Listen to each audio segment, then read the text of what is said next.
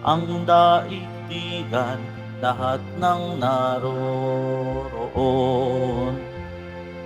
Umawit ang sangkatauhan, purihin ang Panginoon. Papuri sa kaitaasan, siya'y papurihan, Diyos ng lahat. O papuri sa kaitaasan, siya'y papurihan, ngayon at magpakailanman. Sa ngalan ng Ama, ng Anak at ng Espiritu Santo. Amen. Sumainyo ang Panginoon. At sumayo rin. Mga kapatid, tinipon tayo bilang kaanib na angkan ng Diyos, kaya dumulog tayo sa mawaing Panginoon na nagpapatawad ng lubos. Sinugong tagapagpagaling sa mga nagsisisi, Panginoon, kaawaan mo kami. Panginoon, kaawaan mo kami. Dumating na tagapag-anyayang mga makasalanan ay magsisi, Kristo, kaawaan mo kami. Kristo, kaawaan mo kami. Nakaluklok ka sa kanan ng Diyos Ama para ipamagitan kami. Panginoon, kaawaan mo kami. Panginoon, kaawaan mo kami. Kaawaan tayo ng makapangyarihan Diyos. Patawarin tayo sa ating mga kasalanan at patnubayan tayo sa buhay na walang hanggan. Amen. Manalangin tayo.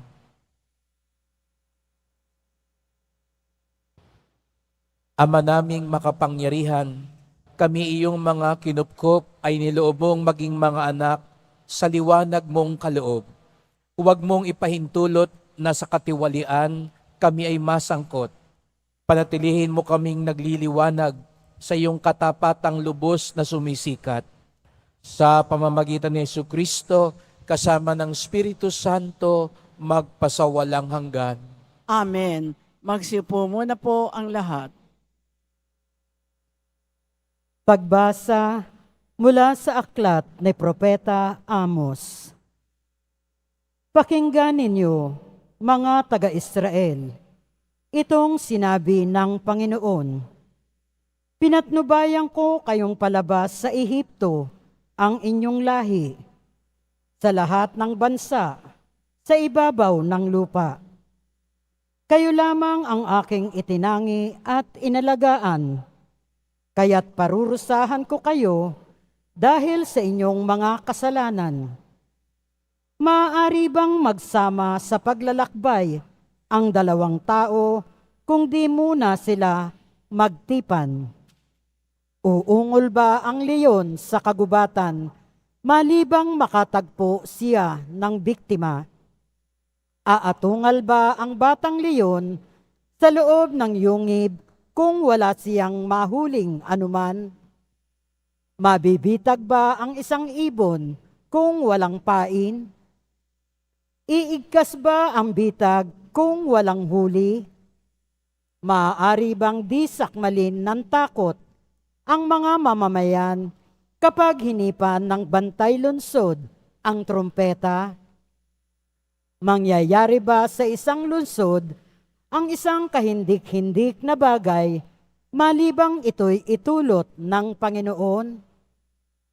Tunay nga ang Panginoon ay di gumagawa ng anumang bagay na di ipinababatid ang kanyang balak sa mga lingkod, ang mga propeta. Pag-uungol ng leyon, maaari bang hindi ka matakot? Kapag nagsalita ang Panginoon, mapipigilan mo bang ipahayag ang kanyang sinabi? Pinuksa ko ang ilan sa inyong lunsod, tulad ng aking ginawa sa Sodoma at Gomora. Kayo'y parang nagdiringas na kahoy na inagaw sa apoy. Ngunit ayaw pa rin kayong manumbalik sa akin, sumbat ng Panginoon. Kaya, mga taga-Israel, humanda kayo sa di mapipigil na paghuhukom ng inyong Diyos. Ang salita ng Diyos. Salamat sa Diyos. Poon ako'y pangunahan, nang landas mo'y aking sundan. Poon ako'y pangunahan, ng landas mo'y aking sundan. Ang gawang masamay, di ko kalulugdan. Ang gawaing hidway, di mo papayagan. Ang mga palalot, masasamang asal, iyong itatakwil at kasusuklaman. Poon ako'y pangunahan, ng landas mo'y aking sundan. Parurusahan mo yaong sinungaling, pati mararahas at ang mga taksil. Poon ako'y pangunahan, ng landas mo'y aking sundan. Dahilan sa iyong tanging pagmamahal, ako ay dudulog sa iyong tahanan. Susubahin kita sa templo mong banal, bilang isang tanda ng aking paggalang. Poon ako'y pangunahan, ng landas mo'y aking sundan. Magsitayo na po ang lahat.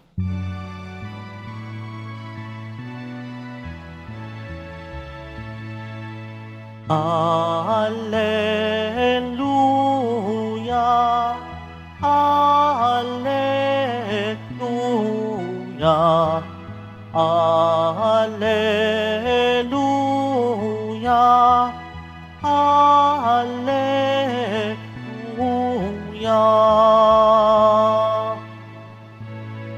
Poon ikaw ang pag-asa, ang salita mo'y ligaya, pag-asa ko sa tuwina. Alleluia, Alleluia,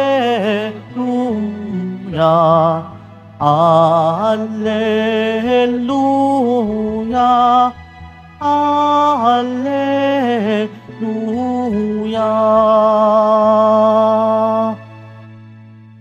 Sumainyo ang Panginoon. At sumayo rin Ang pagpapahayag ng mabuting balita ng Panginoon ayon kay San Mateo. papuri sa iyo, Panginoon. Noong panahong iyon, sumakay si Jesus sa bangka, kasama ang kanyang mga alagad.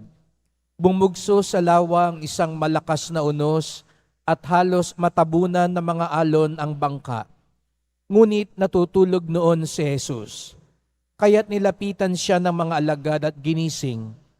Panginoon, tulungan ninyo kami, sabi nila. Lulubog tayo. At sinabi niya sa kanila, ano't kayo'y natatakot? Napakaliit naman ng pananalig ninyo. Bumangon siya, sinaway ang hangin at ang dagat, at tumahimik ang mga ito. Namanga silang lahat ng sabi, anong tao ito? Kahit ang hangin at ang dagat ay tumatalima sa kanya.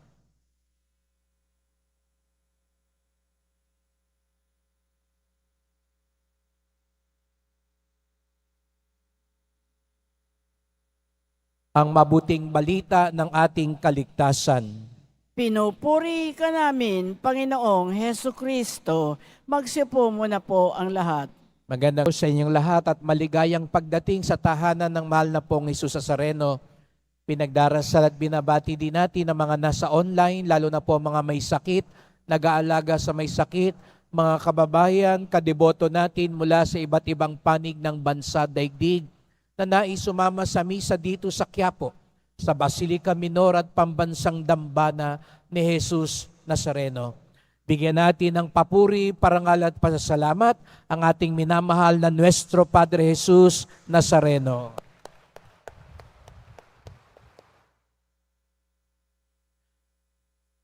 Bagamat ordinaryong oras at araw, narito kayo, narito tayo, sapagkat nais natin makasama si Jesus. Natitiyak ko lahat tayo, yan ang pinaguhugutan natin ng lakas na makasama natin si Jesus. Ngunit ano nga po ba talagang ibig sabihin ng paniniwala natin na nais nating makasama si Jesus? Dalawang bagay ang natutunan ng mga alagad. Anong ibig sabihin kapag kasama si Jesus? At sana yun din ang ating matutunan sa araw na ito. Una, napagtanto ng mga alagad na kahit kasama si Jesus, hindi mawawala ang mga unos sa buhay. Kahit kasama si Jesus, hindi mawawala ang mga unos sa buhay. Ito sana po ang ating maalala lagi. Di po ba't minsan kaya tayo pinanghihinaan ng pananampalataya? Marahil may kakilala na tayong hindi na nagsisimba, hindi na naniniwala sa Diyos, sapagkat pakiramdam nila, baliwala lahat ng kanilang mga dasal. Baliwala lahat ng kanilang isinimba. Siguro nga inaaya nyo, magsimba tayo sa Quiapo. Ang ikakatuwiran sa inyo, ang tagal ko nang nagsimba dyan. Ilang beses ako pumapanik dyan sa likod. Di naman gumaling yung asawa ko. Namatay pa rin yung anak ko. Nalugi pa din kami sa negosyo namin. Di po ba't, mga kapatid, minsan, yun ang ating maling akala. Akala natin, pagkasama natin si Jesus, wala nang problema. Pagkasama natin si Jesus, wala nang unos. Hindi po totoo yun. Yan ang kasinungalingan na galing sa demonyo para masira ang ating ugnayan sa Panginoon. Sapagkat kailanman, hindi sinabi ng Panginoon na kapag magkasama na tayo, wala nang problema.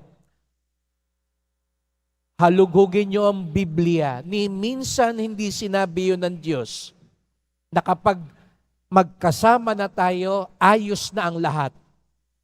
Wala na lahat ng kontrabida, wala na lahat ng paghihirap, wala ng sakit, wala ng kamatayan. Di po yan sinabi ng Diyos. Sa katunayan, ang sabi pa nga ni Jesus Nazareno, kung gusto mong sumunod sa akin, pasanin mo ang iyong krus. Kaya nga, pag dumarating ang panahon, meron tayong paghihirap at pagsubok, huwag natin isipin na malayo na tayo sa Diyos. Sa katunayan nga, sabi pa nga ng mga spiritual directors, kapag nalalapit ka sa Diyos, mas lalo kang sinusubok. Baka sabihin niyo, huwag na lang ako lumapit sa Diyos. Mas maganda pala yung malayo sa Diyos eh. No? Pero yung nalalapit sa Diyos, doon kasi lalong dinadalisay ang kanilang pananampalataya. Kaya ang unang aral ng mga alagad, kahit kasama nila si Jesus, hindi nangangahulugan, wala ng pagsubok at unos. Ikalawa, ang natutunan nila,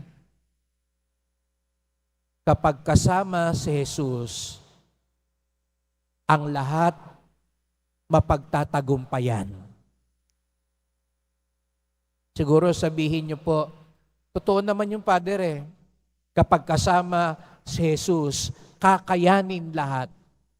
Pero alam niyo yung mga alagad, kasama na nila si Jesus, nagduda pa rin sila.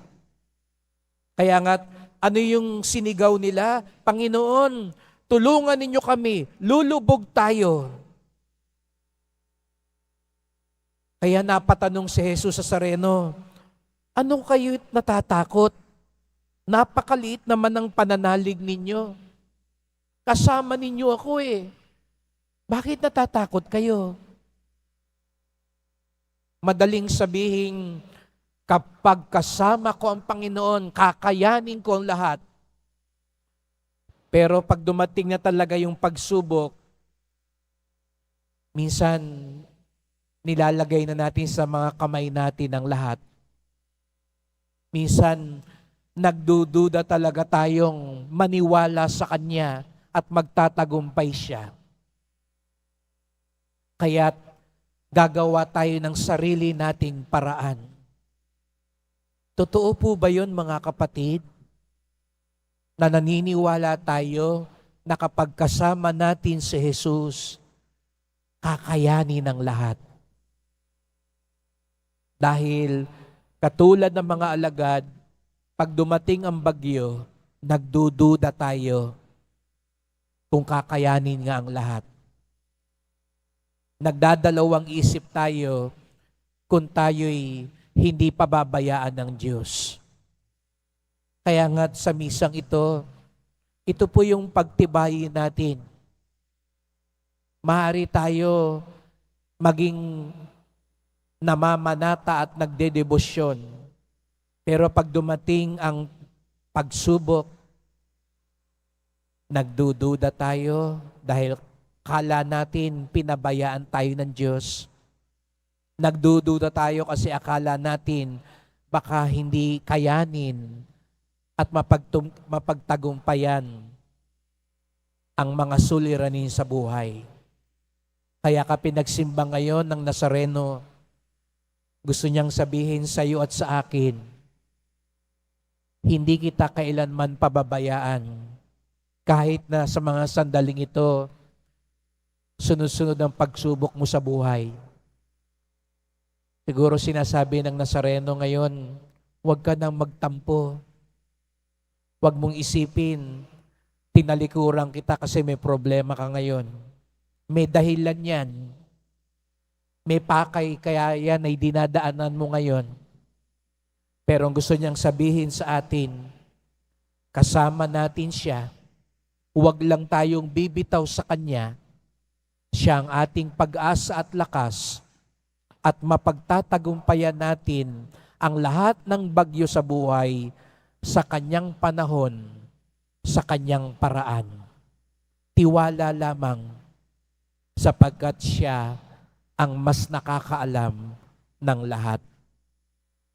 Kaya't sa pagpapatuloy ng misang ito, sana maulit natin yung sinabi kanina nung Alleluia. Poon, ikaw ang pag-asa, ang salita mo'y ligaya, pag-asa ko sa tuwina.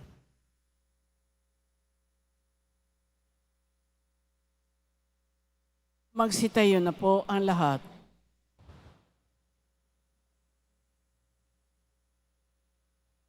Mahal ko mga kapatid, sumusunod sa anak ng Diyos maging ang hangin at alon. Mulat sa katotohanan ito, manalangin tayo ng may pananalig para sa katahimikan ng napakagulong mundo. Ang ating tugon, Panginoon, ipagkaloob mo sa amin ang iyong kapayapaan. Panginoon, ipagkaloob mo sa amin ang iyong kapayapaan. Ang simbahan, sa pamamagitan ng kanyang mga miyembro, naway maging malakas sa pananampalataya, higit sa lahat sa kanilang pagharap sa mga paghihirap at pagsubok sa ating panahon. Manalangin tayo. Panginoon, ipagkaloob mo sa amin ang iyong kapayapaan. Ang mga naglalakbay sa karagatan, ang mga mandaragat, mga mangingisda, at yaong mga taong sa dagat nagmumula ang ikinabubuhay, naway makadama ng kasiguruhan at kaligtasan. Manalangin tayo. Panginoon, ipagkaloob mo sa amin ang iyong kapayapaan. Ang mga nanghihina sa kanilang pananampalataya, naway mapatatag sa pamamagitan ng tulong at suporta ng kanilang mga kaibigan. Manalangin tayo. Panginoon, ipagkaloob mo sa amin ang iyong kapayapaan. Ang mga may kapansanan at mga nagdurusa sa matagal na karamdaman, naway makatagpo ng kapayapaan kay Kristong may kapangyarihang magpagaling. Manalangin tayo. Panginoon, ipagkaloob mo sa amin ang iyong kapayapaan. Ang mga yumao, naway makadama ng walang hanggang kapayapaan kay Kristo. Manalangin tayo. Panginoon, ipagkaloob mo sa amin ang iyong kapayapaan. Tahimik nating idulog ang iba pa nating kahilingan at ipagdasal natin ngayon lalo na yung mga taong nakararanas ng mga matinding bagyo at pagsubok sa buhay.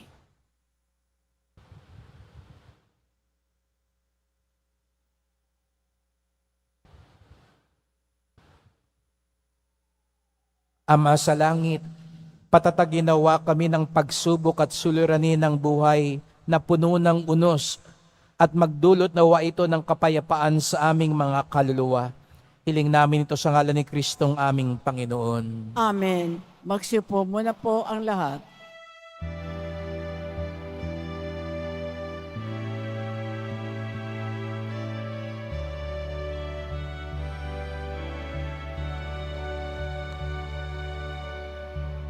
Aming alay sa'yo, Panginoon. Ang tinapay at alak na iyong kaloob upang gunitain ang iyong buhay na inialay nang tayo'y magdiwang bilang isang sambayanan.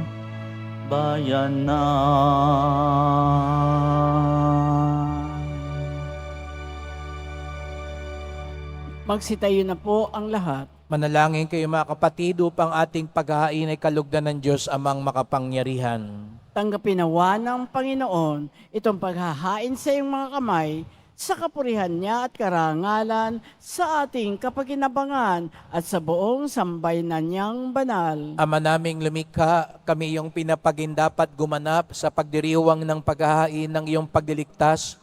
Ipagkaloob mo ang aming paglilingkod sa iyo'y gawing kalugod-lugod ng mga alay na ito. Sa pamamagitan ni Jesucristo, kasama ng Espiritu Santo, magpasawalang hanggan. Amen. Sumainyo ang Panginoon. At sumayo rin. Itaas sa Diyos ang inyong puso at diwa. Itinaas na namin sa Panginoon. Pasalamatan natin ang Panginoong ating Diyos. Marapat na siya ay pasalamatan. Ama naming makapangyarihan, tunay ngang marapat na ikaw ay aming pasalamatan. Pinagbibigyan mong ito'y aming maihayag, kahit na ito'y walang anumang maidaragdag, sa kadakilaang sa iyo ay likas. Sa pagpupuri namin ang nakikinabang, ay kami ring iyong pinakikiharapan sa pamamagitan ng iyong anak na minamahal. Kaya kaisa ng mga anghel nagkisiawit ng papuri sa iyo, nang walang humpay sa kalangitan, kami nagbubunyi sa iyong kadakilaan. Santo, Santo, Santo, Panginoong Diyos ng mga hukbo, napupuno ang langit at lupa ng kadakilaan mo, o sana sa kaitaasan, pinagpala ang naparirito sa ngalan ng Panginoon, o sana sa kaitaasan, magsiluhod po ang lahat. Ama naming banal, ikaw ang bukal ng tanang kabanalan.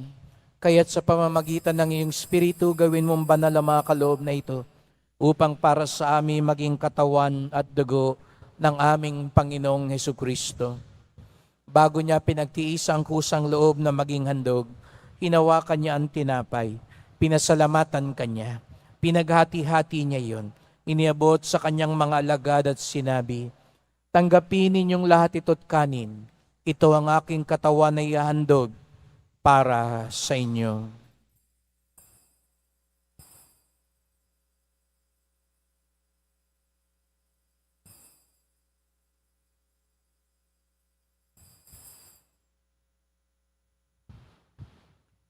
Gayon din naman ang matapos sa ngapunan, ninawakan niya ang kalis.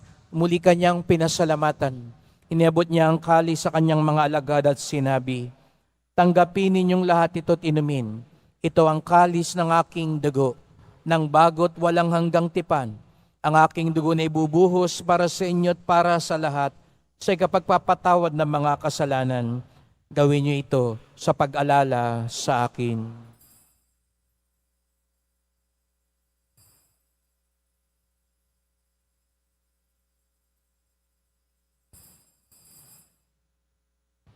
Magsitayo na po ang lahat.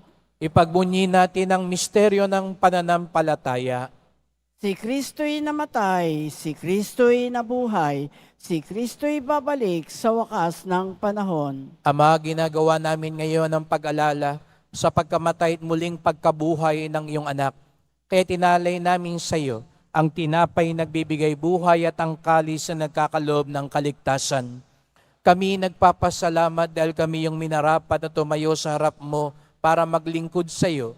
Isinasamo namin kaming magsalo-salo sa katawan at dugo ni Kristo'y mabuklod sa pagkakaisa sa pamamagitan ng Espiritu Santo.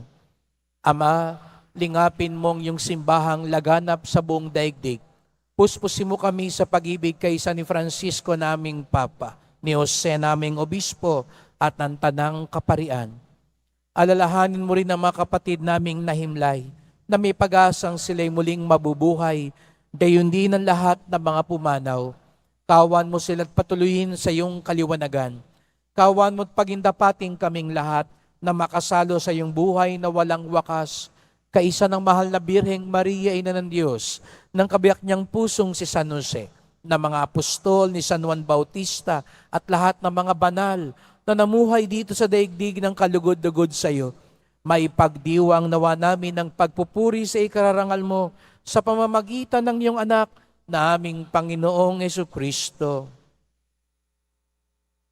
Sa pamamagitan ni Kristo, kasama niya at sa Kanya, ang lahat ng parangal at papuri ay sa iyo, Diyos Amang makapangyarihan, kasama ng Espiritu Santo, magpasawalang hanggan.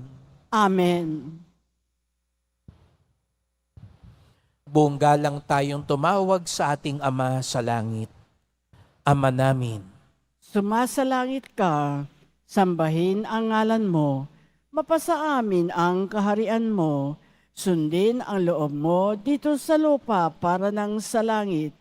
Bigyan mo kami ngayon ng aming kakanin sa araw-araw at patawarin mo kami sa aming mga sala para nang pagpapatawad namin sa nagkakasala sa amin at huwag mo kaming ipahintulot sa tukso at iadya mo kami sa lahat ng masama.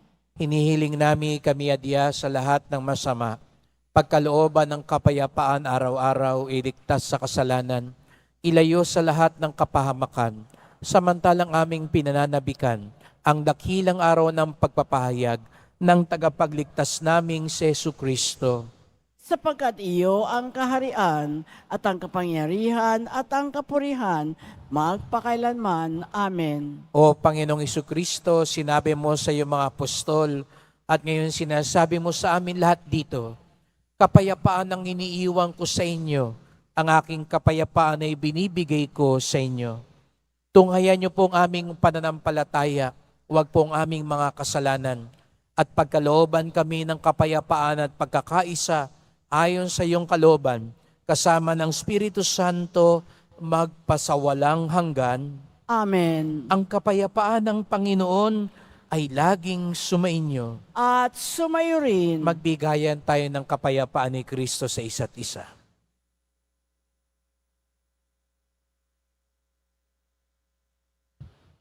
Kordero ng Diyos na nag-aalis ng mga kasalanan ng sanlibutan, maawa ka sa amin. Kordero ng Diyos na nag-aalis ng mga kasalanan ng sanlibutan, maawa ka sa amin. Kordero ng Diyos na nag-aalis ng mga kasalanan ng sanlibutan, ipagkaloob mo sa amin ang kapayapaan, magsiluhod po ang lahat.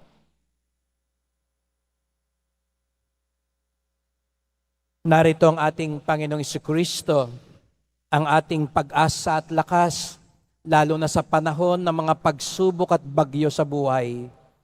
Siyang kordero ng Diyos, nag-aalis ng mga kasalanan ng sanlibutan, mapapalad ang inaanyayahan sa kanyang piging. Panginoon, hindi ako karapat-dapat na magpatuloy sa iyo, ngunit sa isang salita mo lamang ay gagaling na ako.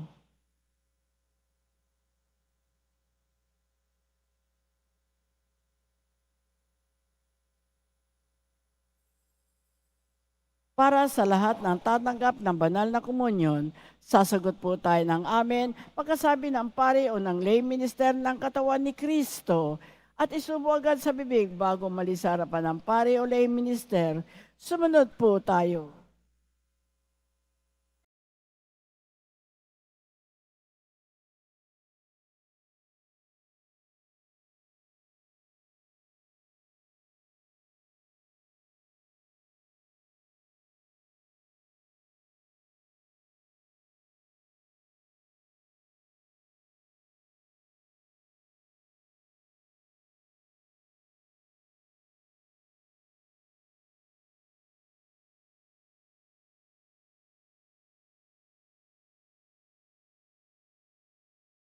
Manalangin tayo. Ama naming mapagmahal, buhayin nawa kami ng aming inihain at pinagsaluan upang kaming pinagbuklod sa pag-ibig mo kailanman ay magkaroon ng bunga lagi naming maialay sa pamamagitan ni Jesucristo kasama ng Espiritu Santo magpasawalang hanggan. Salamat po sa inyong pagpunta dito sa Quiapo. Ingat po kayo sa pag-uwi at salamat po sa mga naglingkod sa misa at sa inyong tulong sa simbahan, mga pamisa, love offerings, online donations, sa mga nagdadala po dito ng bigas, dilata, noodles, at iba pang pang-ayuda. Ang ating debosyon sa Poong Nazareno ay nagtuturo sa atin magmalasakit at tumulong sa ating kapwa. Kahit kasama natin si Jesus Nazareno, hindi mawawala ang mga pagsubok at unos sa buhay. Ngunit dahil kasama natin siya, kakayanin natin at mapagtatagumpayan natin ang lahat. Sumainyo ang Panginoon. At sumayo rin. Mahal na pong Jesus Nazareno, inihayag mo sa pamamagitan ng krus ang walang maliw na pag-ibig ng Diyos sa sangkatauhan. Pakinggan mo ang kahilingan ng iyong angka na nagsusumamo sa iyo. Makamtanawa nilang iyong katugunan at tanggapin ang kasagutan ng may utang na loob na tinatanaw. Basbasan din po ninyo ang dala nilang mga imahe na dasalan. Sa pamamagitan ng bendisyon na ito, naway maalala nila mga pangako sa binyag na ikaw ang kanilang ibigin at paglingkuran bilang Panginoon, magpasawalang hanggan. Amen. At pagpalaing kayong lahat ng makapangyarihang Diyos, Ama at Anak at Espiritu Santo. Amen. Pumayo kayong taglayang pag-asa at pag-ibig ng Poong Jesus Nazareno. Salamat sa Diyos.